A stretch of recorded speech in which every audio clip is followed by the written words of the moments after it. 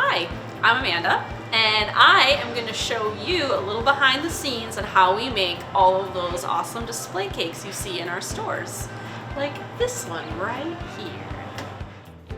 Actually, icing styrofoam is much more difficult than icing cake.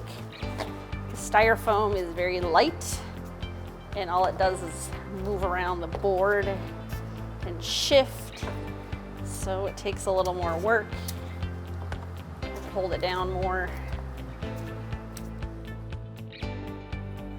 Okay, now this layer I'm actually going to texture, so I don't have to make it perfect. Even when I'm texturing a cake, I still like to make it as straight up and down and flat on top as I can, even if the icing itself has flaws in it. Because when I go and add the texture, if the cake is crooked and lopsided, the texturing isn't going to really hide that.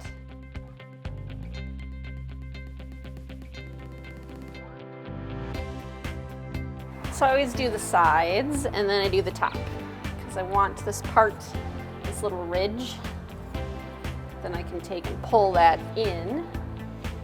Okay, so this one we need to try and have less frosting at the bottom and more at the top. So I'm going to make it look like a cupcake.